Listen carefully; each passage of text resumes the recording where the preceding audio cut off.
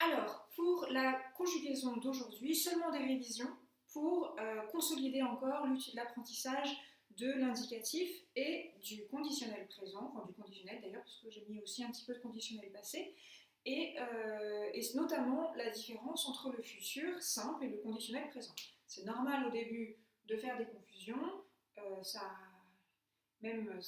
c'est une difficulté quand, je vous le dis souvent, c'est une des difficultés quand j'ai des adultes ou des jeunes lycéens qui m'envoient des mails, etc. C'est souvent une difficulté que je rencontre. Il y a deux choses à chaque fois qui est très difficile, c'est de ne pas mettre de S à l'impératif et c'est de ne pas confondre le conditionnel présent et le futur simple pour je.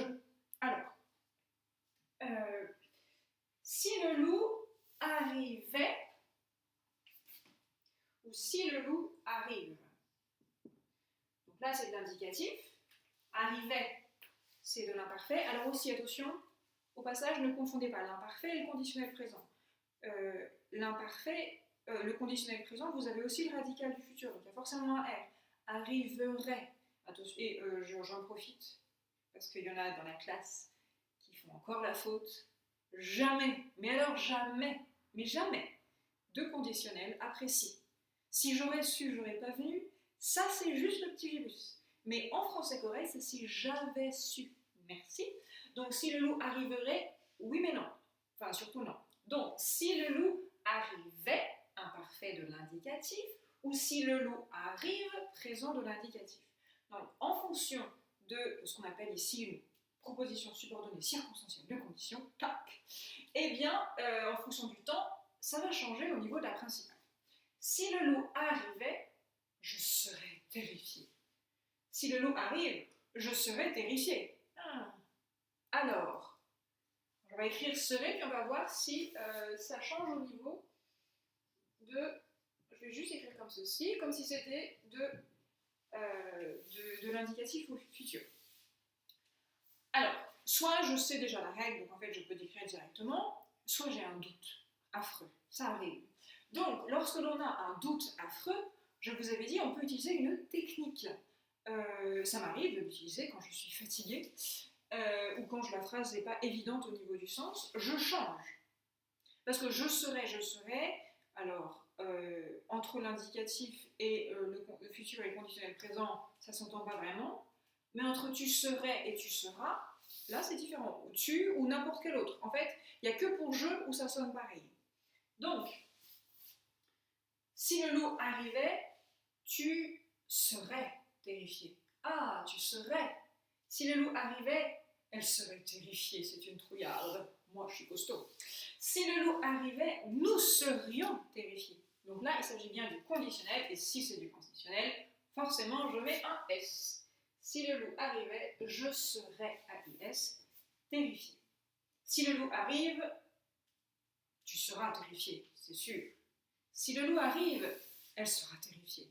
Si le loup arrive, nous serons terrifiés, etc. Là, j'entends le futur simple, donc je ne mets pas de S, parce que ça se passe mal si on met un S au futur simple de l'indicatif. Donc, si le loup arrive, je serai terrifié. Alors, certains puristes de la langue française disent que ça ne se prononce pas pareil. On dit je serai et je serai. Mais il faut être particulièrement puriste. Et en plus, en fonction de l'accent, ne vous fiez pas à cela pour l'écrire correctement. D'autres exemples. Demain, la grasse matinée, c'est sûr. Ah ouais, c'est samedi. Demain, je ferai la grasse matinée. Demain, tu feras la grasse matinée. Demain, il fera la grasse matinée.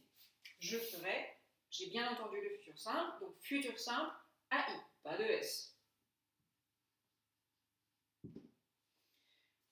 Demain, je ferai bien la grasse matinée. J'hésite encore. Ou demain c'est vendredi, on travaille. Oh, je ferai bien la grasse matinée quand même, maman. Demain, tu ferais bien la grasse matinée.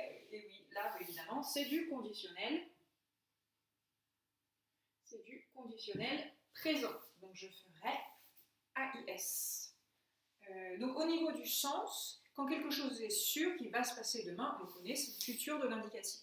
S'il s'agit d'un désir plus ou moins réalisable, parce qu'il est quand même possible de faire la grasse matinée le samedi matin si vous n'avez pas de petits frères ou petites sœurs pour sauter dans votre lit. Dans ces cas-là, même si c'est pas encore sûr, mais il y a un degré de possibilité. Si j'avais des ailes, je planerais au-dessus. Là, c'est carrément impossible. Donc, voilà. Il y a un degré d'impossibilité ou de probabilité qui varie. Donc, dans votre exercice, il y aura des exercices comme ça où il faudra faire attention à la différence entre le conditionnel présent et le futur de l'indicatif. Si vous avez un doute, vous pouvez changer la personne par tu, il, nous, ce que vous voulez, celle avec laquelle vous êtes le plus à l'aise. Un exercice où je vous spécifie le temps et le mode. Le premier exercice, je vous dis ça à l'imparfait, donc du coup l'autre proposition au conditionnel présent. Donc suivez bien les consignes. Ça, c'est ce qu'on appelle la concordance des temps. C'est-à-dire que si j'utilise une principale à l'imparfait ou au passé simple, une principale de condition, dans ces cas-là, une subordonnée de condition, la principale sera au conditionnel présent. Et alors, il y en a un forcément où je vais demander du plus que parfait. Donc, si le loup était arrivé, j'aurais été terrifié. Le conditionnel, pardon, le conditionnel passé, c'est très simple. C'est le conditionnel présent à un temps composé. C'est-à-dire que composé de morceaux, auxiliaire, participe passé. Le premier morceau, l'auxiliaire, c'est être ou avoir, qui est conjugué à quel temps? Au conditionnel présent. Donc, quand je vous demande, il y a une phrase où il faut mettre un verbe au conditionnel passé. Je crois que c'est l'auxiliaire être de mémoire, parce que je n'ai pas appris l'exercice par cœur, mais il me semble que c'est l'auxiliaire être. Et du coup, il faut mettre, par exemple, imaginons que c'est partir. Je serais parti, tu serais parti, il serait parti, nous serions partis, vous seriez parti, il serait parti. Voilà. N'hésitez pas à recourir à votre Becherel aussi si vous avez des doutes sur l'orthographe de certains mots dans les conjugaisons. Et si vous avez d'autres problèmes, eh bien, faites-le moi savoir et je vous aiderai.